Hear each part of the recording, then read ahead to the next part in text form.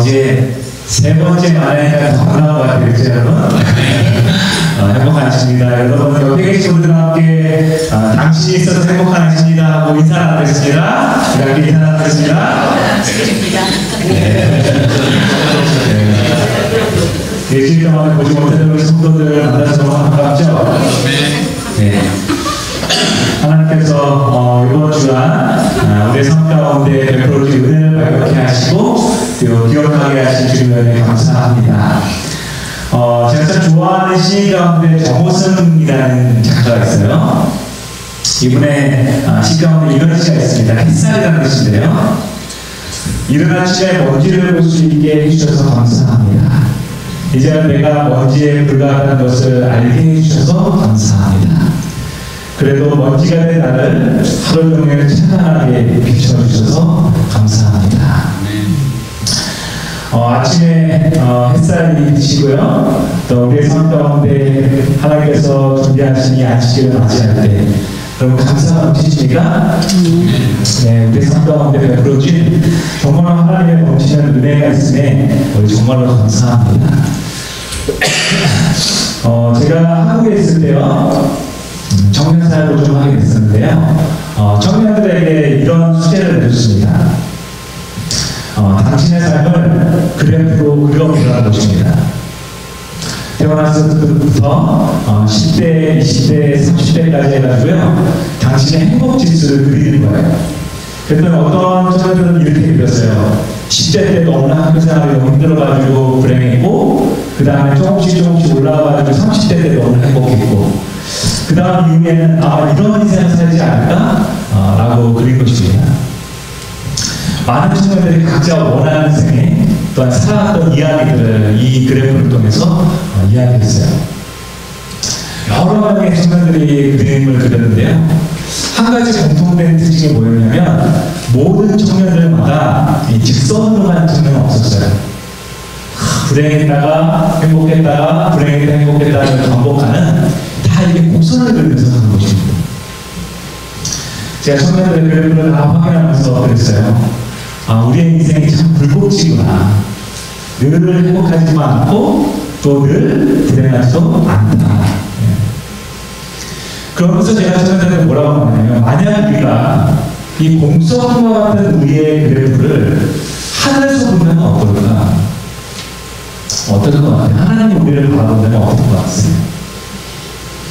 제가 이야기했어요. 만약 이 그래프를 이 점으로 된 거는 1점, 이 선으로 된 거는 2점. 그렇다면 면으로 만들어서 하나님이 만든 하늘의 관점에서 보면 어떨까? 결국 우리 모두는 이 직선을 하나 갖게 될 것입니다. 어느 직선이냐면 태어나서 하나님께로 나아가는 직선을 갖게 되는 것이죠. 아마 하나님께서 우리가 어떠한 인생을 살았는지 상관없이 주님께로 나아오는 그런 삶 바라실 것입니다. 이스라엘 백성들의 출애굽의 과정을 묵상했는데요. 이스라엘 백성들의 출애굽 과정은 곡선으로 이루어져 있어요. 여기에 갔다가 저기로 갔다가 또 마라에 가서 또 고통을 당하다가 에덴에 갔다가 그리고 이제 이 시내산까지 이동하는 것입니다. 그들의 인생은 곡선처럼 보였지만 하나님의 눈에 와서 어땠어요? 하나님께로 나오는 직선이 있어요. 그분께로 나오는 삶. 우리의 인생이 그러한 선택을 가지고 소망합니다. 그래서 오늘 이 시간에는 여러분들과 함께 이 혼돈의 땅에서 발견한 주님의 은혜라는 제목으로 출애굽기 17장의 이야기를 나누려 합니다. 사람들이 가장 많이 잃어버리고 찾는 것이 있다면 무엇일까요? 아마 요즘에는 내 핸드폰 어디 갔어? 차키 어디 갔어? 이랬는데 예전에는 리모컨이었잖아요. 리모컨이라는 단어의 의미들을 한번 연관해서 보니까 어떤 단어들이 나오냐면 카메라 또는 쇼파에서 아빠가 맨날 리모컨에서 TV 보니까 연상되는 것입니다. 그래서 찾다 또는 축구 또 싸움도 있어요. 리모컨 때문에 채널 때문에 싸우는 것이 요즘에 핸드폰에서 다 보는데 예전에 TV 하나 있을 것 같아요. 내가 이거 보겠다 저거 보겠다 싸우는 것이죠. 다양한 기능들이 있고 요즘에 또 스마트 TV가 나옵니다. 그래서 이 리모컨의 모양을 보면요, 여러분 각 가정마다 여러 가지 리모컨 종류가 있겠지만 참 사용하기 편하게 되어 있어요. 그렇죠? 채널을 마음껏 돌릴 수 있고 음량을 조절할 수 있고 원하는 곳을 찾아갈 수 있게끔 만들어 놓습니다. 근데 왜 사람들은 이 리모컨을 자꾸 잃어버릴까요, 여러분? 그래서 리모컨은 어떤 의미도 있냐면 어디지라는 생각을 하면 리모컨 어디지? 찾는 것입니다. 왜 찾는가? 그래서 사람들이 이 리모컨을 잃어버리지 않기 위해서요 여러 가지 방법을 강구했는데 이게 리모컨 휘슬입니다. 그래서 리모컨에다 이걸 딱 붙여놓고 휘슬을 부르면 소리가 나는 거예요. 너무 좋지 않습니까? 근데 문제가 있어요. 휘슬을 부르는 거예요. 그럼 휘슬을 찾는 것입니다. 그래서 발견하는 게 뭐냐면 리모컨 헤어밴드예요. 리모컨을 딱 붙여놓고 내가 원할 때마다 딱 찾는 것입니다. 근데 이거는 여름에 문제였어요. 생활할 수 있어서 못해요, 여러분. 여름에 더워서. 그래서 발견하는 게 뭐냐면 강아지 뒤에다가 리모컨을 붙여놓고 강아지 이름을 리모컨이라고 부르는 거예요. 그래서 리모컨 부르면 강아지가 뛰어오는 것입니다. 참 다양한 방법을 연구했지만 방법이 없어요. 그러면서 이런 생각을 하게 되죠. 왜 사람들은 과연 리모컨을 잃어버리고 살아갈까? 왜 그럴까요?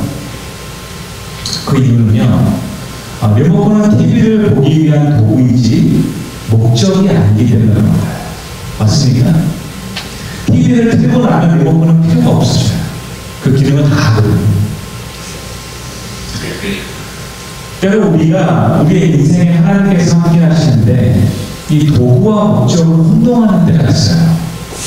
그래서 우리가 잠깐 하나님을 잃어버린 채 살아가는 것입니다. 하나님은 나의 삶의 도구처럼 여기며 살아가는 거예요.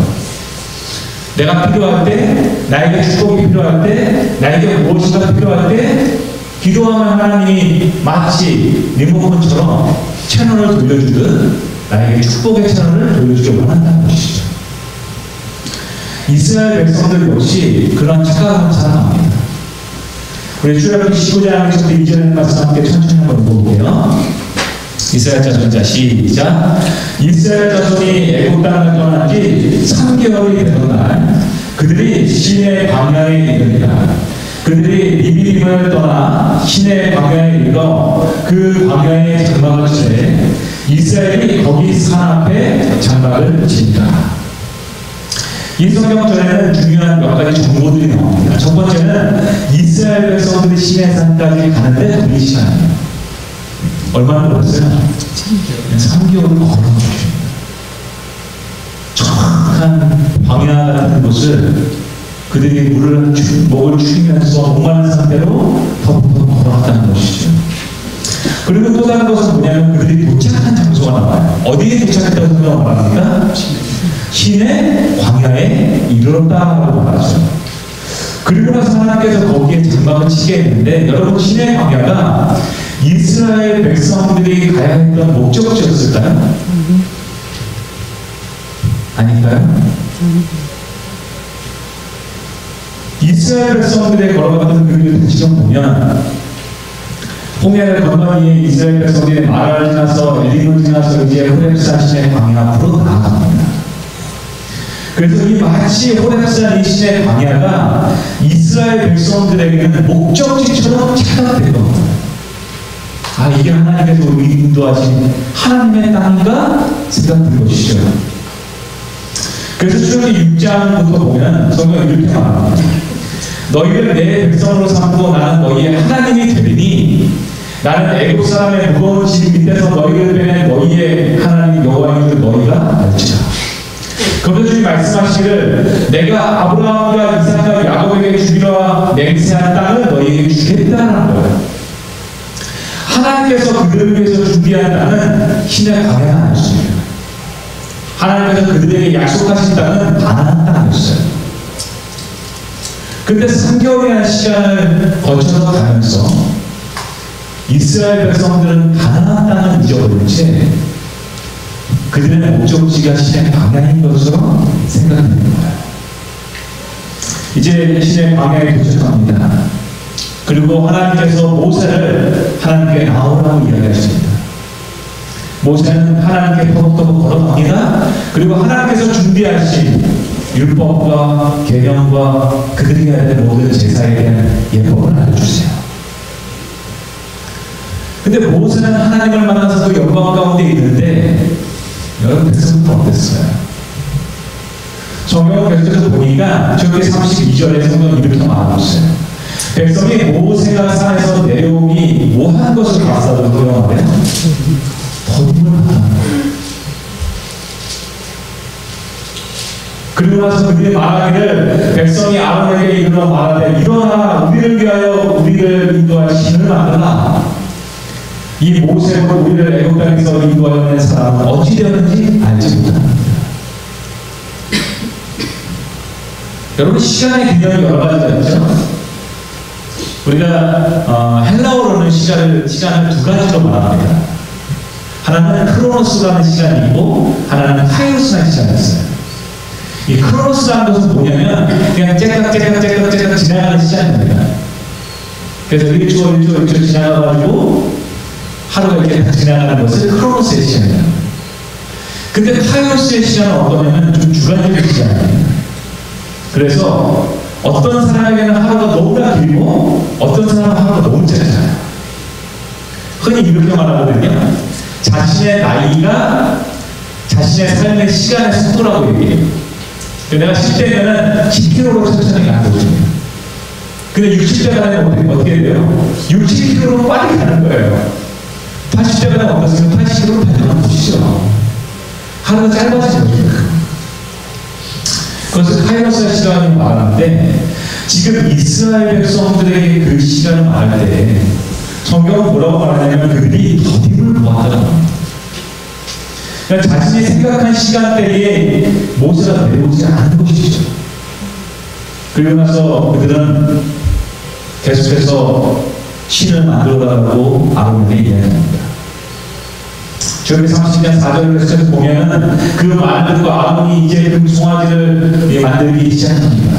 조화칼을 새겨서 송아지 형상을 만드는 것입니다. 그리고 말해요. 그들이 말하되 이스라엘아 이는 너희를 애굽 땅에서 인도하는 너희의 신이로다. 여러분 이 말에는요 두 가지 큰 잘못이 있어요. 어떤 잘못이 있어요? 첫 번째는요 목적지에 대한 오해가 있어요. 하나님께서 그들을 인도하여 냈지만 그들이 인도해 땅의 목적지가 그곳이 아니라는 거예요. 하나님께서는 그들이 가나안 땅에 들어갈 때까지 인도하시기를 약속하셨습니다. 하지만 그들은 그것을 목적지로 착각한 것이죠. 그리고 두 번째 오해가 발생하는 것이 뭐냐면 하나님에 대한 오해예요. 하나님은 마치 어떠한 형상 가운데 있는 하나님으로 착각한 것입니다. 제가 일본에서 선교를 하게 됐는데요. 당시에 선교사를 갈 때에 제가 이제 걸어다니는 큰 딸과 함께 갔어요. 근데 하나님께서 축복을 주셔가지고 둘째 딸이 너무 많았어요. 그리고 나서 이제 저희 집사람과 이제 둘째 딸이 태어난 상태로 이제 거기에 사역을 하는 것입니다. 근데 제가 있었던 곳이 치쿠바라는 곳인데요. 이 치쿠바라는 곳은 이 치쿠바라는 큰 산이 하나 있어요.富士山이죠. 그래서 제가 산을 좋아해가지고 주말이면은 가족들과 함께 그 산에 이제 등반하는 것이지 아이들과 함께.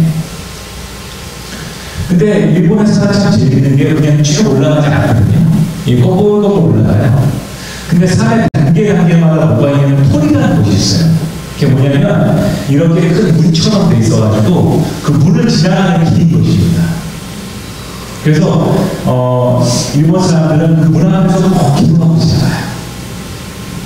그래서 제가 계산해보면 이 토리를 5개를 지나가는 게 정상에 가는 곳입니다.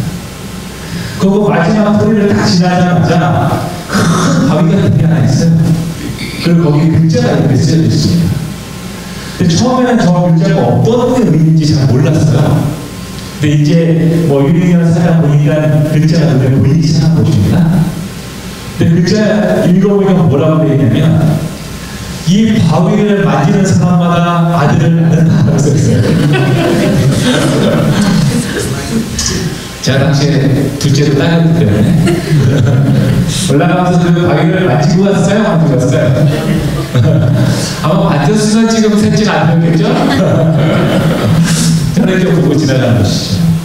근데 지나가면서 보니까 그 바위 사람들이 얼마나 많이 왔는지요. 일본 사람들도 빠질빠질하고 사람이 닿을 만한 위치는 빠질빠질하고 하도 많지요. 여러분, 세상의 사람들이 그렇게 하나님을 오해하고 살아갑니다. 그런 어떤 돌과 어떤 물질 사이에 갇혀있는 하나님으로 오해하고 살아가고 있다는 것이죠. 지금 이스라엘 백성들 역시 하나님을 오해했어요. 그들을 인도하신 여호와 하나님은 그들을 창조하신 하나님이고 물질 가운데 거하시는 분이 아니라 물질을 창조하신 하나님인데 그들은 물질 가운데 하나님을 보여주려고 합니다.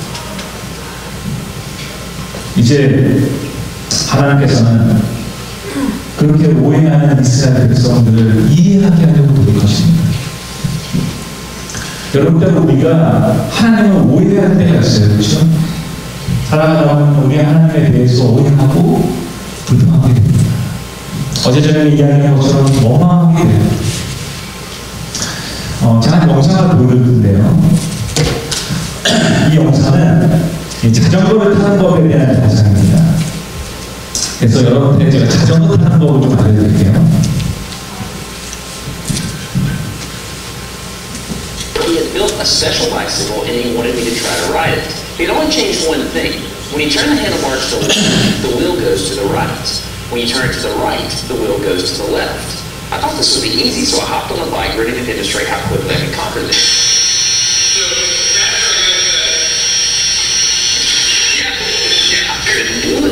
You can see that I'm laughing, but I'm actually really frustrated. In this moment, I had a really deep revelation. My thinking was in a rut. This bike revealed a very deep truth to me. I had the knowledge of how to operate the bike, but I did not have the understanding. Therefore, knowledge is not understanding. Your brain cannot handle this. For instance, this guy, I offered him $200 just to ride his bike 10 feet across the stage. Everybody thought he could do it. No, you didn't understand. You didn't understand. So, this way.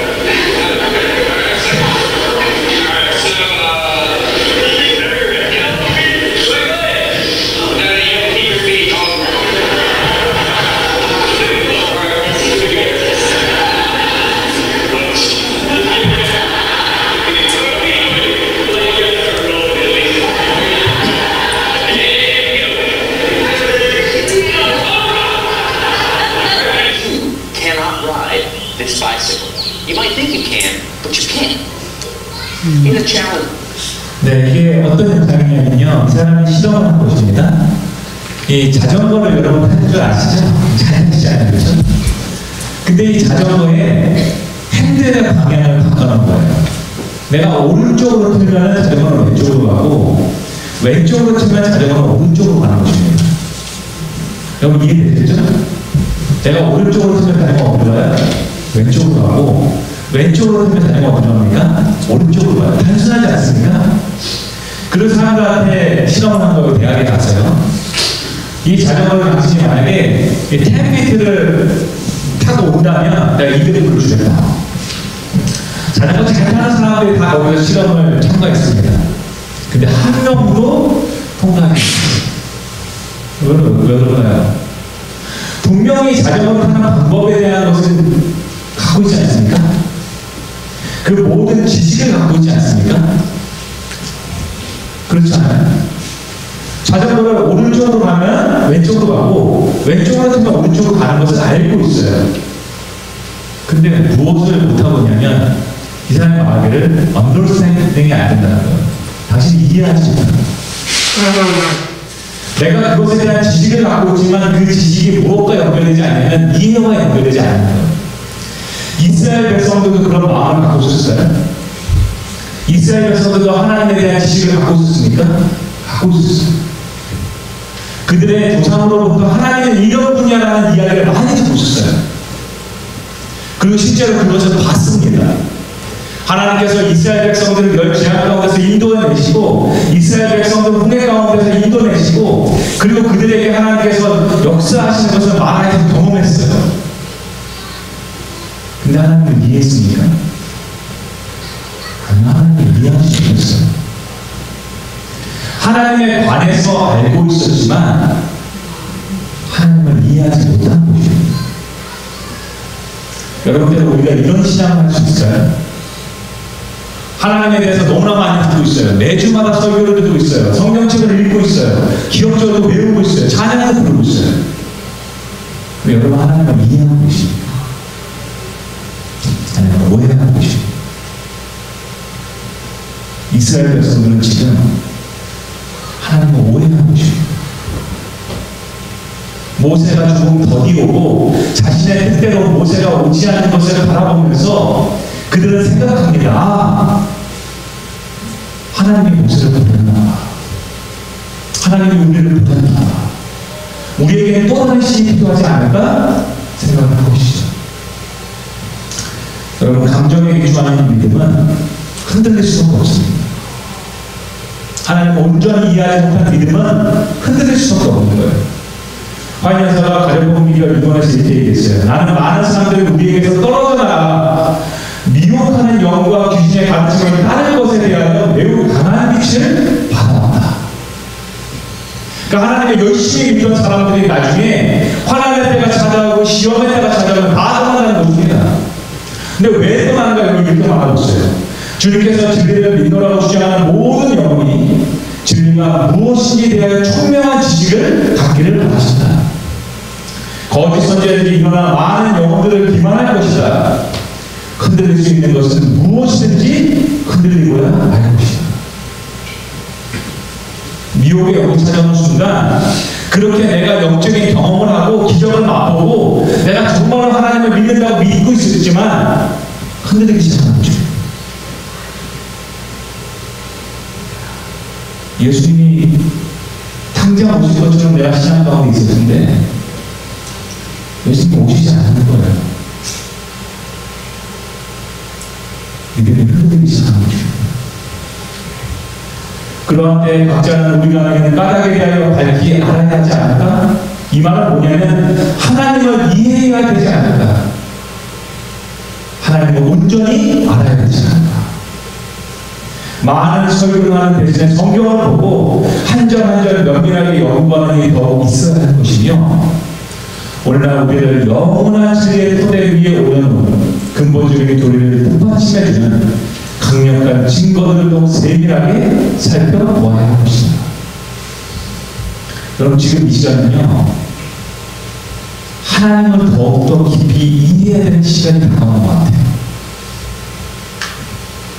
사단이 얼마나 우리를 미혹하는지 모릅니다. 세상 가운데 우리를 얼마나 바쁘게 만드는지 몰라요. 세상의 많은 과학으로 인해서 하나님을 오해하게 만들고 있습니다. 여러분 이런 순간에 어떻게 흔들리지 않고 그런 믿음을 갖게 되시겠습니까? 저는 그래서 여러분 이 시간에요 영동의 땅에서 주님의 은혜를 발견하는 두 가지의 방법을 한번 살펴볼까 합니다.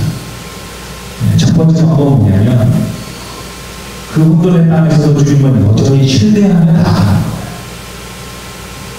하나님께서는 이제 우상을 숭배하고 있는 이스라엘 백성들에게 노를 바라십니다.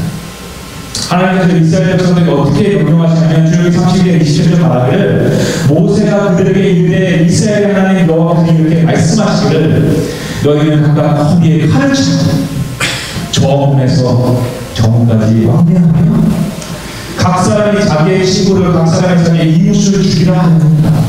무슨 말이냐면 하나님께서 레위 자손을 선택하셨습니다. 그리고 이 레위 자손들이 허리에 칼을 차고 그 지역을 다니면서 우상 숭배를 하는 사람들을 다 죽여요. 근데 그 사람들이 다 누구라고 성경이 이야기하고 있어요? 친구들. 내 옆에서는 이웃이 나의 자녀예요. 나의 형제를 죽이라고 명령하신 거죠. 여러분에게 이런 명령이 떨어졌을 때 여러분들은 하나님을 이해하시겠습니까? 여전히 하나님을 사랑의 하나님이라고 생각하시겠습니까? 여전히 하나님은 의롭다고 여러분 말씀하시겠어요? 여전히 하나님의 은혜를 발견할 수 있으니까 이 문장에서요. 하나님은 오인하게 되는 것이죠. 심판하는 요한복음 14장 14절에 보면 우리가 지난 바에 이 교과 공부할 때 이 말씀 공부하셨죠. 새 천사에게 울려 퍼진 다음에 요한이 하늘을 바라봤더니 구름 위에서 한 사람이 앉아있는 것을 봅니다. 근데 성경은 말하기를 내가 보니 흰 구름이 있고 구름 위에 인자 같은 게 앉으셨는데 그 머리에는 뭘 쓰셨어요? 금면일관이었어요. 금면일관까지 너무 좋아요. 근데 그 다음 성경 뭐라고 했어요? 그 손에는 얘기하는 뭘 가져요? 다쳐요. 여러분 이렇게 얘기하는 낯을 갖고 있는 인자가 앉아있는데 그분께 감사하다고 얘기할 수 있겠어요? 그분에게 은혜가 넘친다고 얘기할 수 있겠어요? 그런데 요한은요 그 주님을 보고 아멘합니다. 감사합니다.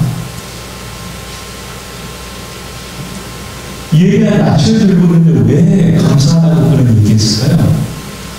왜 하나님을 찬양했을까요?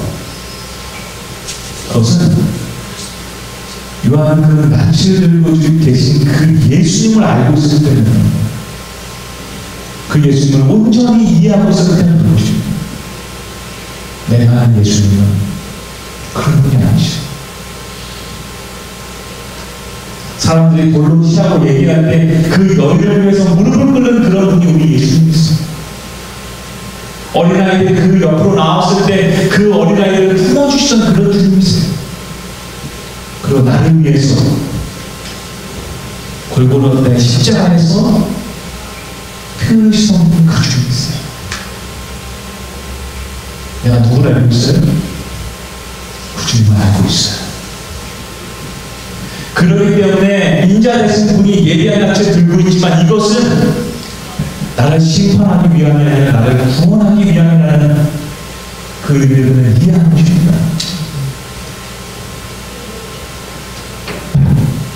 모세는요 인자 되신 그 주님을 함께 나아갑니다. 그리고 모세는 그 주님께 나아갑니다. 그리고 성경은 말하기를 모세가 여호와께 슬피 울면서 이렇게 말합니다. 모세가 여호와께로 다시 나아가 여호와께 슬펐습니다. 이 백성이 자기들을 위하여 큰 죄를 만들었사오니 큰 죄를 범하였나이다. 그러나 이제 그들의 죄를 사하여 주시옵소서. 여러분 이 문장에서요 저는 너무나 감사합니다. 왜냐하면 모세는 여호와 하나님을 여전히 신뢰합니다. 칼을 들고 그 형제들을 죽이라고 얘기했는데도 불구하고 모세는 여호와 하나님의 의로우심을 그는 기억하고 있습니다. 그분의 은혜로우심을 알고 그리고 말합니다.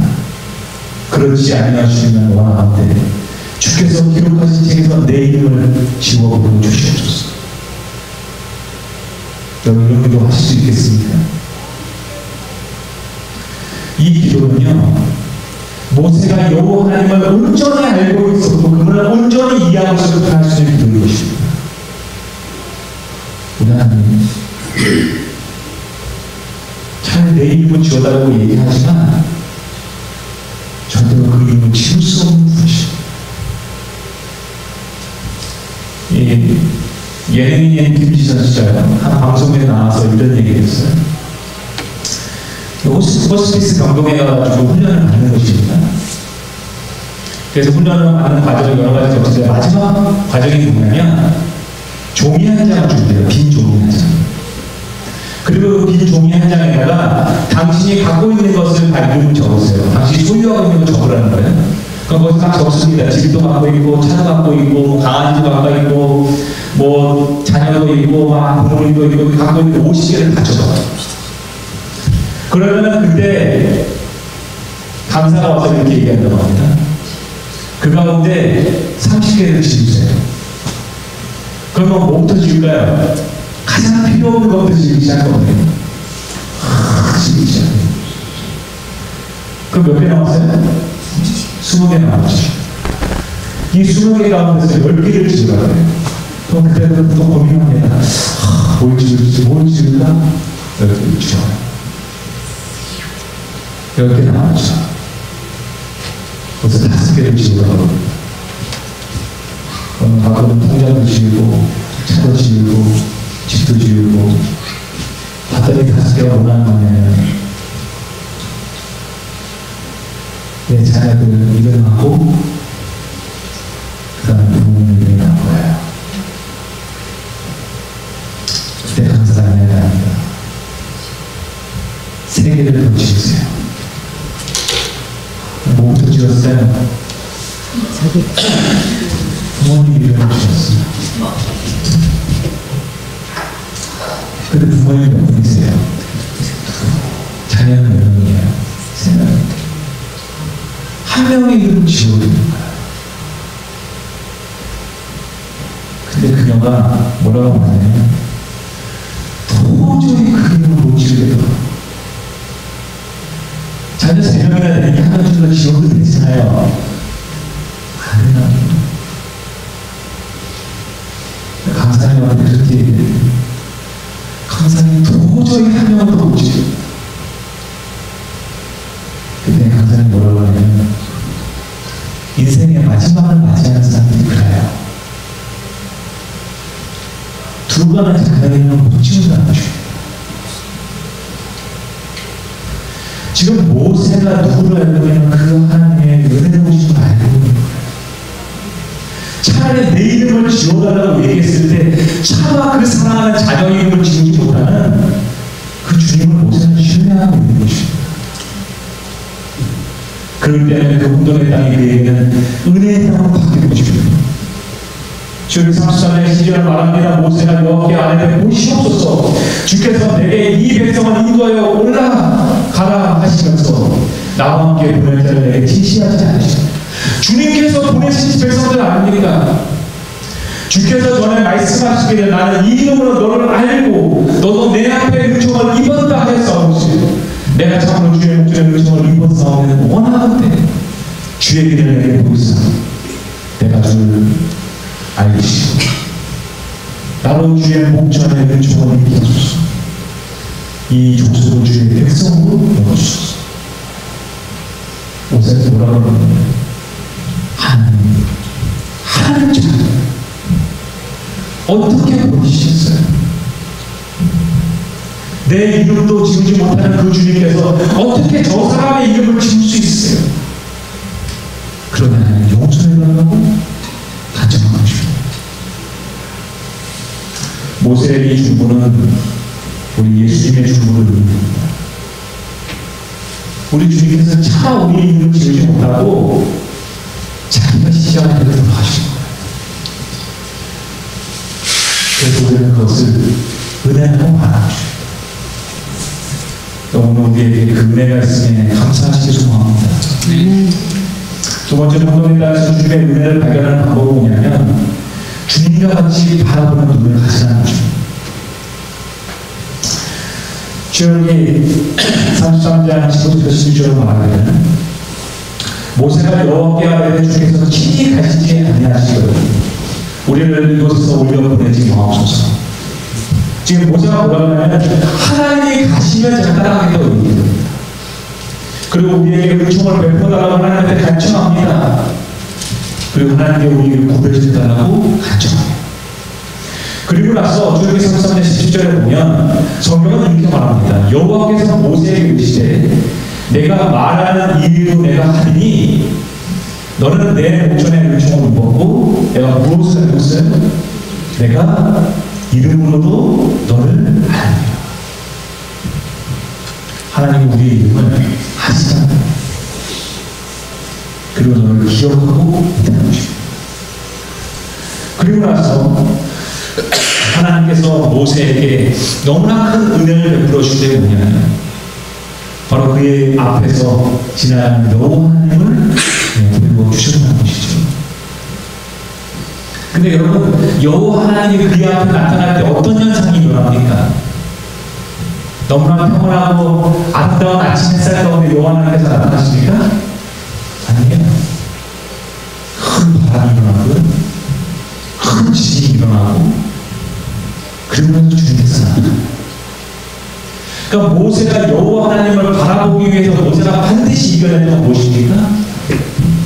바로 흔들림을 이겨내는.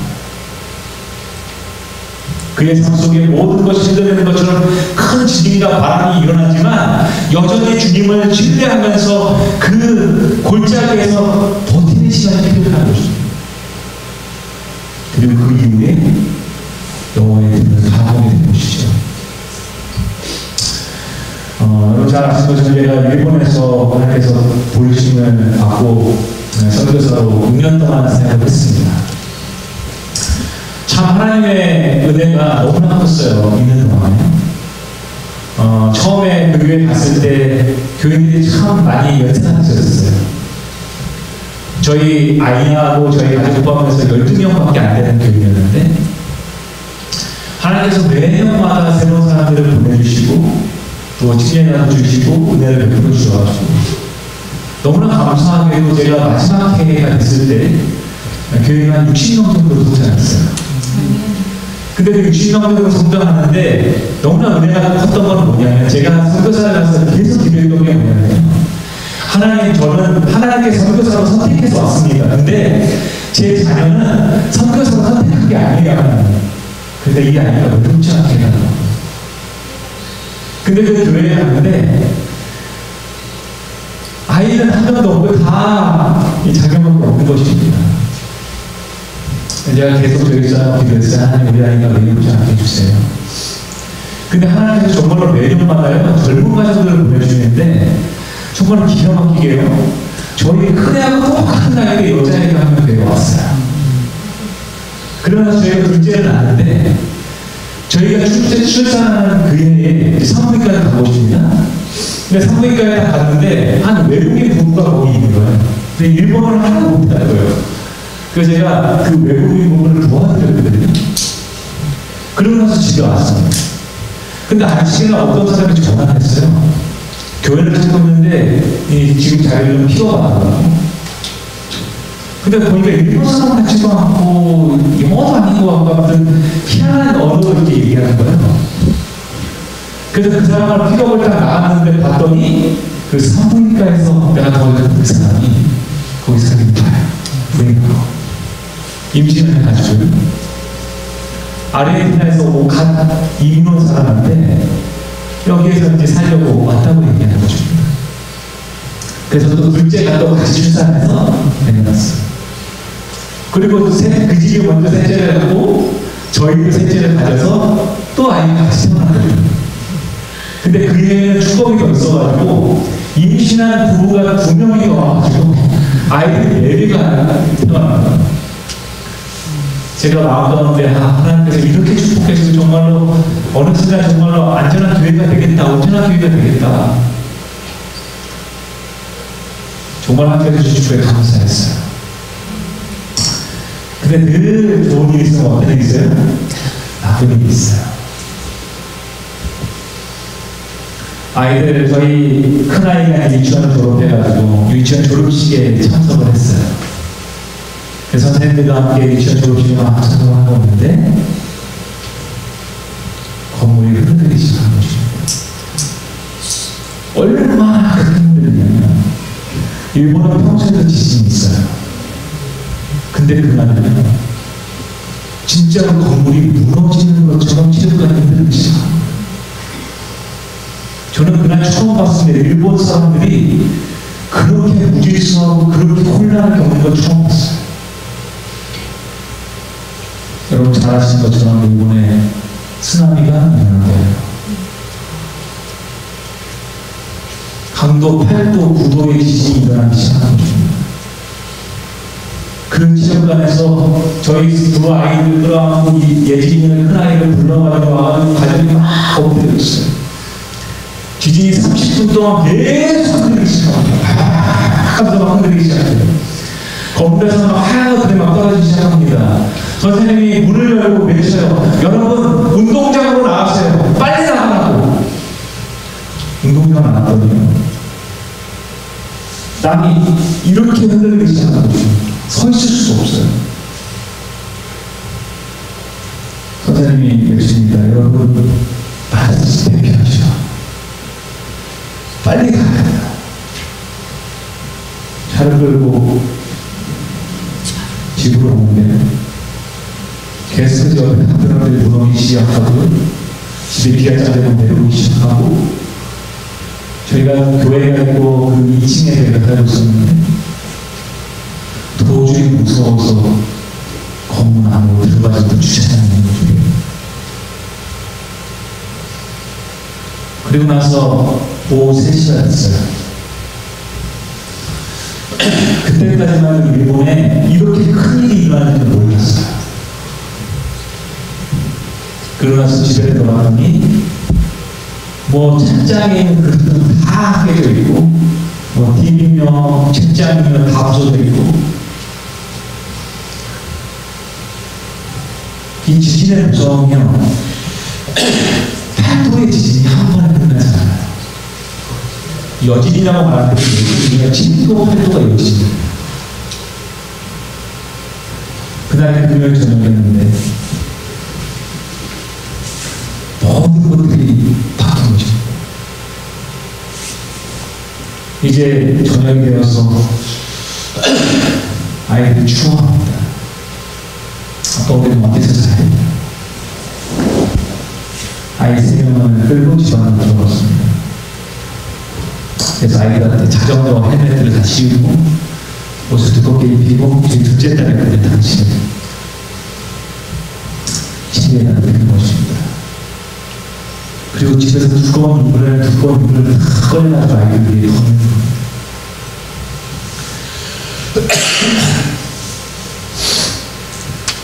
다 덮어놓고 그 아이들이 막 답답해서 힘들다 죽겠다고 다 끊었다가 아이들이 이름을 부르면서 얘기했어요. 하나님이 우리를 도우실 거야. 걱정하지 마. 근데 혹시라도 우리 집이 무너질지 모르니까 다 입고 헬멧도 끼고 이것도 자야 해.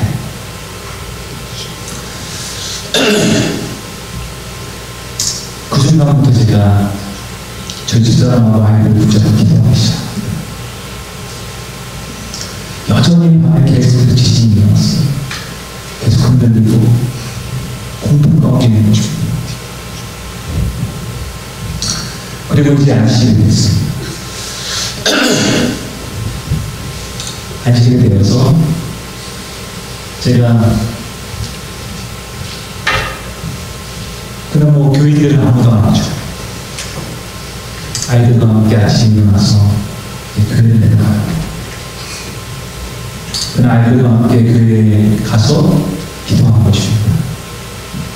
하나님, 정말 은혜 가운데 우리를 인도하셔서 여전히 주님을 신뢰합니다. 우리 주님께서 우리 가운데 함께 해주세요. 근데 지진이 하는데 뭐가 문제였냐면 전기도 끊기고 수도도 다 끊기는 거예요. 당시에 금요일날 낮부터 지진이 시작됐기 때문에 저희가 뭐 금요일날 장을 보고 다녔는데 아무것도 먹을 것도 없고 장도 안 먹는 거예요. 특별히 문제가 뭐냐면 일본도 물을 사다 먹거든요. 근데 이제 저희가 금요일마다 물을 사다 먹는데 이제는 물 파는 곳이 없어가지고 물도 못 먹는 거예요. 애들이 너무 보기만 하다. 그 냉장고를 열어가지고 제 마음으로 이해할 수 있어요.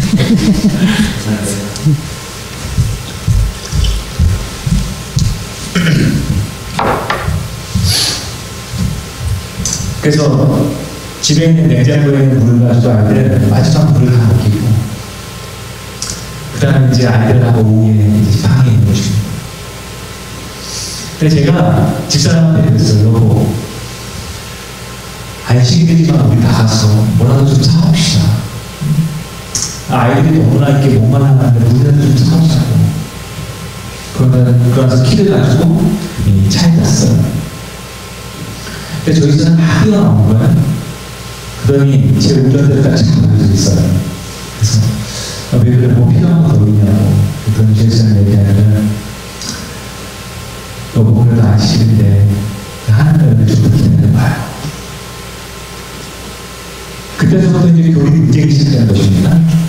한 시기에 대한 결정이 시작됩니다. 아니, 주님께서도 이 제자들이 이렇게 길을 까먹은 것을 허락 안 했는데 이거 하나님 허락하시겠냐고. 제자들은 저보다 더 믿음이 좋아요. 그러니까 뭐라고 하냐면 하나님 믿었으면 기다려요. 저는 전세까지 됐어요. 됐죠? 기도하는 이제 집으로 들어가는 거죠. 서재에 가가지고 서재를 정리하고 그 다음에 이제 성경책을 펴고 이제 아이들한테 재밌는 성경책을 읽어주기 시작했어요.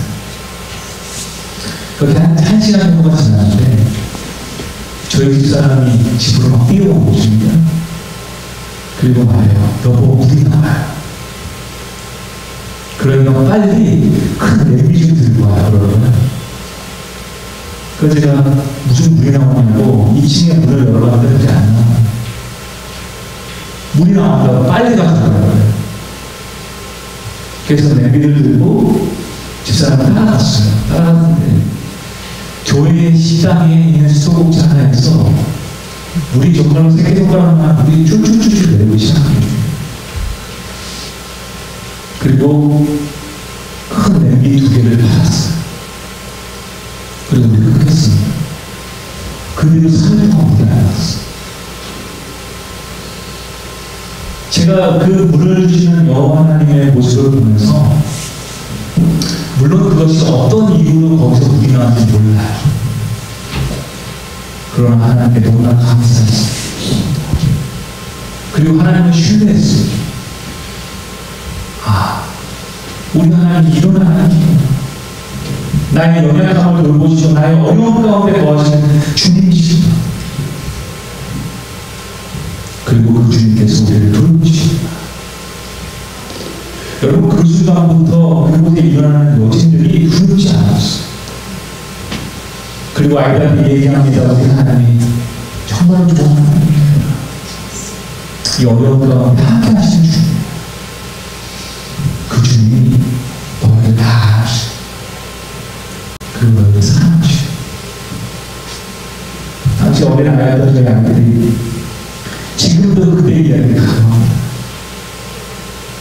믿음이 흔들릴 때마다 제가 그 이야기 할 때마다 아이들은 그래요. 아빠, 우리 하나님 그런 하나님 맞지? 그래.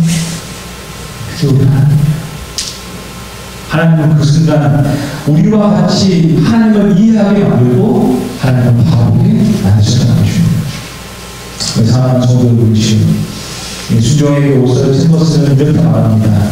나의 부족함이 시작되는 곳에 하나님이 들어오십니다. 우리의 부족함이 있는 곳에서 누가 일하세요? 하나님이 일하시는 것입니다. 그런데 우리가 자꾸만 하나님이 일하시기 전에 내가 먼저 결정하는 것입니다. 내가 먼저 선택하는 것입니다. 그리고 나의 삶을 내가 인도하기를 바라는 것이죠. 그러나 여러분, 우리 주님은 누구를 잘 아십니다. 우리를 위해서 일하십니다. 그리고 우리를 위해서 구원을 여시는 분이 우리 하나님이라 하시죠. 당신도 이 아침에 동안입니다. 그 하나님을 만나게 되길 소망합니다. 그리고 그 하나님을 여전히 신뢰하게 되길 소망합니다. 우리 주님은 오늘도 살아계셔서 우리 가운데 함께 하십니다. 그 하나님이 여러분의 하나님이 되시니 여러분 감사하십니다. 오늘도 하나님과 함께 나아가기를 소망하며 오늘 말씀을 마치겠습니다.